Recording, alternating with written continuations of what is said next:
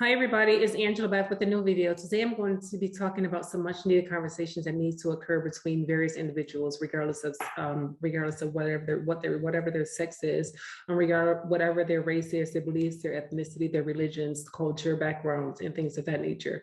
So I was recently asked the question of what do I say to my children, or how do I communicate with my children in reference to the things that are going on in this world. I was asked this by a white individual where I was sitting, me and my daughter, we were sitting at a bar and we struck up a conversation, and into the conversation, she blatantly came out and said, well, what do I tell my children? How do I communicate to my children? What do I tell them to do? If they see something, should they say something? Should they do this? Should they do that? I don't know how to communicate this with my children. I don't know how to explain to them what's going on in the world because they live in a predominantly white neighborhood and they go to a predominantly white school, whereas they are not surrounded with diverse cultures and things of that nature.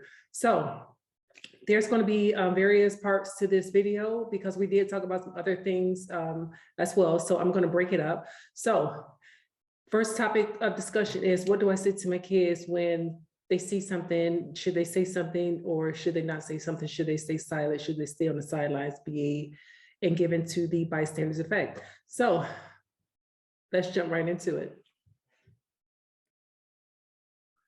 So the other day I was approached, well, actually I had a conversation sitting at the bar inside a hotel, and a middle-aged woman, sitting next to her husband, we struck up a conversation, just talking about general things and that led up to the conversation or the topic of discussion that I'm recording on today.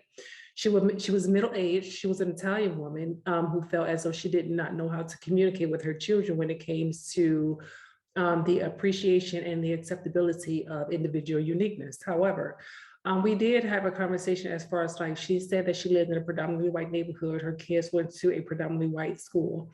She was Irish and Irish Italian. So she was partially a mixed breed. However, what I didn't understand, and before I jump into this, is because she didn't necessarily identify as being a white woman, to where she wanted to be categorized based on her ethnicity. She wants to be categorized as being in Italian. However, long story short, fast forward, when it comes to the things that is going on as far as the police brutality, the harsh behaviors or the inhumane behaviors, inhumane behaviors when it comes to, like, the violence against Black individuals, the violence against Asians, and things like that, whatever. She did not know how to communicate with this. Mind you, this is an individual who is middle-aged, in her 50s, or maybe almost 50, but she did indicate that she was in her late 40s, maybe her early 50s, but she did not know how to communicate with her children. Her children was in late teens, 17 years old, and she had a 20-year-old. So, and she's a professional woman. She's worked for lucrative businesses. But how is it that, what I didn't understand is, how is it that you don't know how to communicate this with your children? I mean, I understand that because you're primarily surrounded by white individuals who may have flawed ideas or flawed mindsets, or they give into the stigmatizations that is associated with people that are not of their skin color, not part of their culture, not part of their environment. So I understood that. However, when it came to her trying to have a conversation or asking me this question, my thing is, whatever, before any parent of any race, whether you're Black, white, Asian, Caucasian, or African, Indian, Hispanic, whatever the situation may be, if you wanted to communicate with your children in reference to everything that is going on in the world, you have to educate yourself first. If you're not educated, how are you able to relay certain information to your children? To whereas a lot of individuals or a lot of parents try to have these conversations with their children, but they're only basing their conversations off of what they see maybe on TV, particularly when it comes to the whole George Floyd situations, even going back to the Rodney King situations and even things before that. So again, before any parent can communicate with their children in reference to how to deal with racism, how to deal with the police brutality, if they witness it, or even if they experience it, they really have to sit down and educate themselves first to get all types of information, whatever, not necessarily surfing the internet, but positioning themselves or surrounding themselves with individuals and asking the question that she asked me, what do I say or what do I do? So that's the first thing.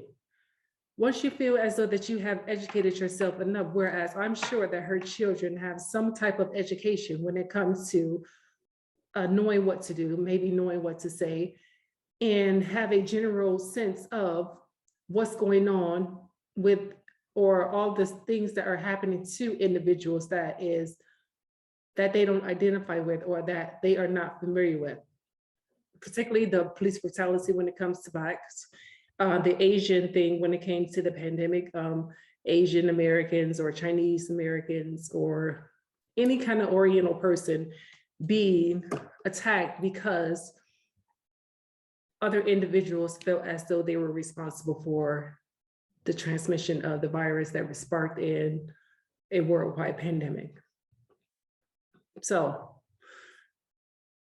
again, get yourself educated. Just like you had the courage to come up to me, or even in the midst of our conversation, ask me the question, a Black woman sitting next to you, and you're an Italian woman who, again, she don't identify as white, but me on outside looking in, whatever, I saw her as a white woman, but she didn't identify as a white woman. But you having the courage to come up to me and ask me the question, what do I do? What do I say? Yes, my children, they go to a predominantly white school where maybe 2% of the students are, 2% of the students in the school are maybe Black or some other race, whatever. And she did indicate that, yes, my children have come home and said to me that, yes, I do see, or I have witnessed these children being ridiculed, being bullied, being ostracized, and being just like attacked. And she asked me the question, well, if they see this, whatever, should I tell them to say something? Should they do something? I said, of course. If your children, and I asked her a question, I'm like, do your children have Black friends or friends that are outside of their race, whatever? She was like, yes, absolutely, they do, whatever. So if they have friends that are Black, then they should know better. If they affiliate themselves with individuals in that sense, whatever, then they should know better. They should know that this is not right. They should know that individuals should not be treated in that manner. They should know that everybody should have the equal rights, regardless of whatever school district they go to, whatever kind of race they is, whatever their skin color is, whatever their beliefs, their cultural backgrounds, however they dress, whatever the case may be. No one should be treated as if they were an animal on the street. Even animals on the street should be respected and treated properly. But yeah, I told her, yes, if your children, or if you felt as though that things that you stood there and you witnessed was wrong, and there was wrongdoing to another individual, yes, you should absolutely say something.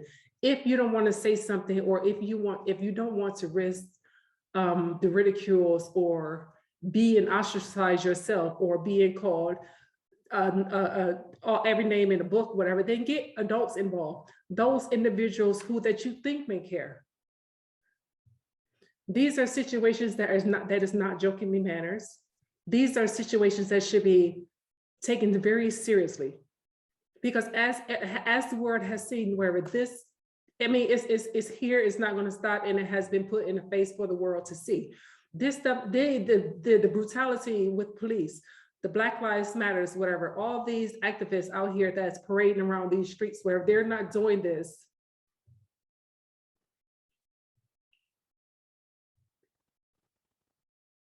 for no reason. They're doing this for their health. They're doing this for justice. They're doing this for equal rights, for humane rights, whatever.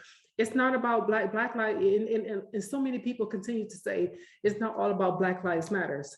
In a sense, yes, it is, because when have you seen a white person being faced a white person who has faced police brutality? When have you seen the police put their knee on the neck of a white man to take his life? When have you seen the police outright beat a white man in the street? There have been numerous videos to where it's like that you have seen incidents to where police may have had interaction or had interactions with white individuals. However, those white persons that they had interactions with didn't face the same consequences that the Black individuals suffered. We had to be accountable. We had to take a position. We had to stand up. It's not about Black people standing up. It's about white people standing up too, because we are all human. We all live in this world today.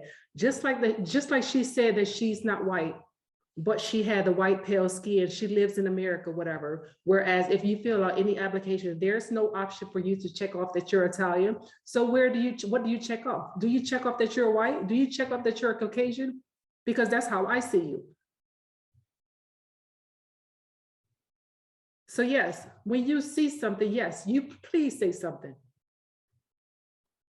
Educate yourself first before you educate your children, before you try to educate your children.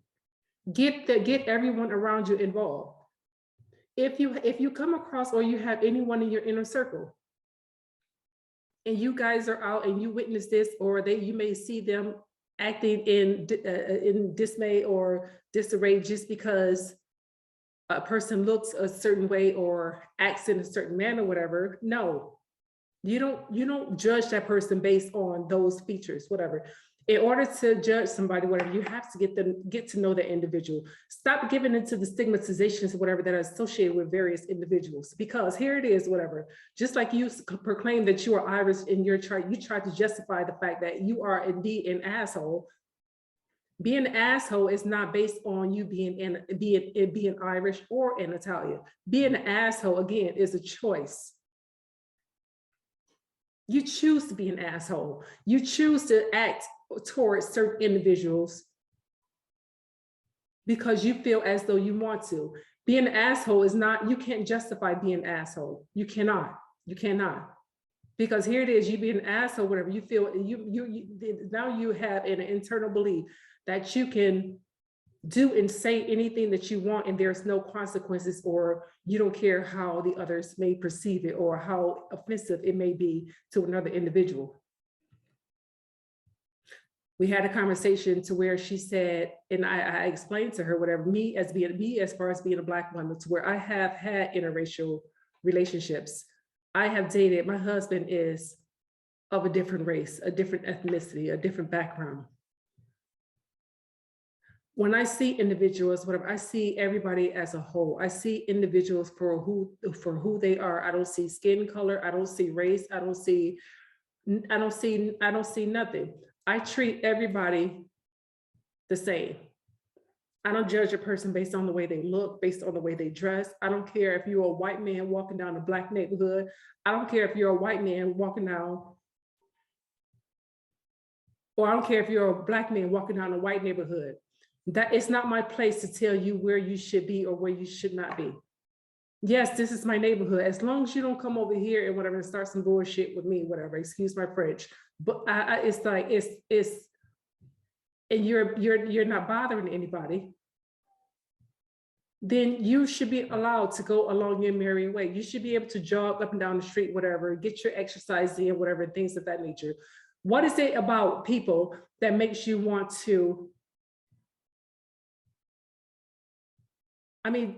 just like dislike them so bad? Even with me telling her this, whatever, she made the comment to say that, and I knew this is where she really exposed her unconscious biases. Not necessarily her unconscious biases, but her conscious biases, where I have explained to her, whatever, that I don't see color. She made the comment to me to say that, well, I don't see color either, whatever. I see everybody for who they is, whatever, but I don't like people because of this, or I don't like people because of that. And it's like, how could you sit there? You really contradicted what you said. You don't like people based on how they behave, or you don't like people based on how they look. You just said that you didn't see color. So now that you're saying that you see color, you don't like people based on the way that they dress.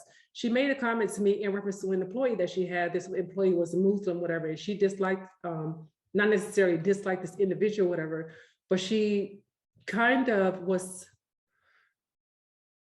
I wouldn't say intimidated. She felt that this person was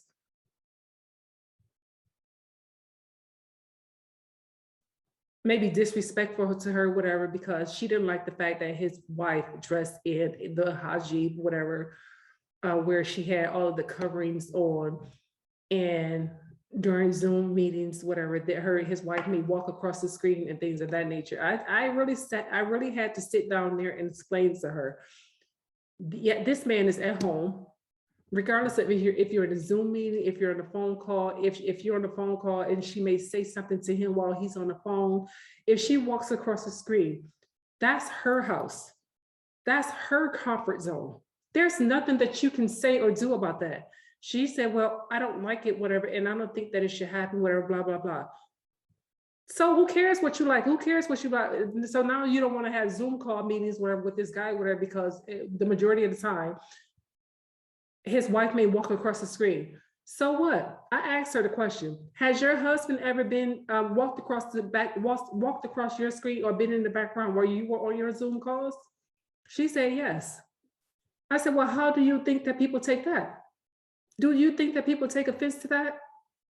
Regardless of if you being their boss, so if your boss, whatever, they may not want to say anything, but you feel as though you have to say something because one of your employees that you're in a Zoom meeting with, his wife walked across the screen. I didn't get it. She really needs, and my thing is, whatever, she really needs to be educated. She needs to continue to ask the question: what do I do? What do I say? How do I get educated in reference to how to deal with certain individuals that I feel that is not the same as me? She really needs to be educated, because at 50 years old, she's not educated. She has really shown, regardless of how educated she is book-wise, she has really shown how ignorant she is when it came to situations that is right before her. And it's affecting her, and her ignorance is affecting how she interact with a diverse work environment and all-inclusive work environment. And that's a problem, because here it is, whatever, you don't have an all-inclusive attitude, whatever, you don't appreciate diversification, but you're a boss of a diverse group.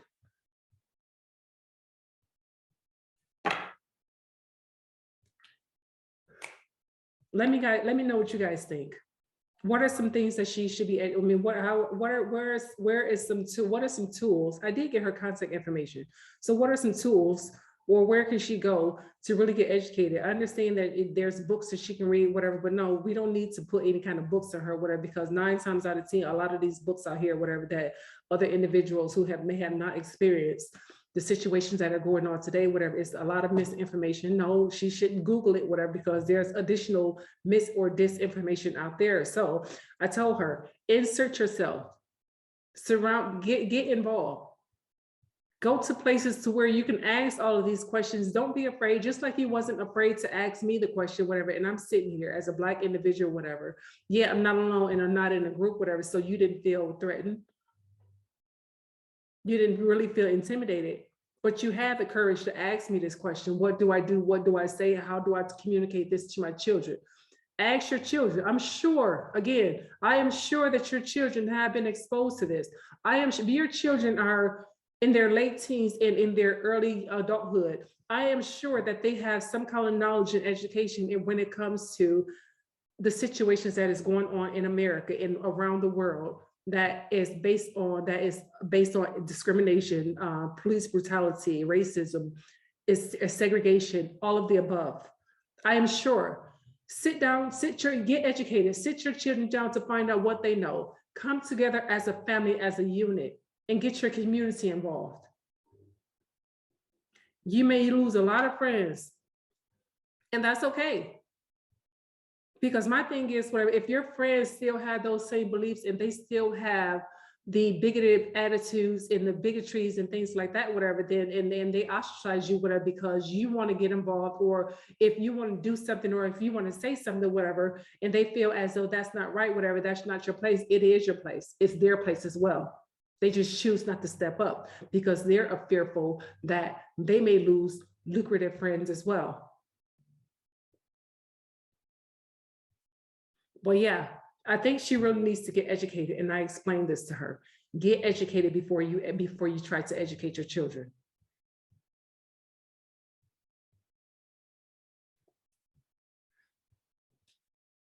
So I'm going to end this on the next I'm going to end this here, and the next video is going to be essentially based on another topic that we talked about in reference to like same-sex couples. So stay tuned, and I'll see you next video.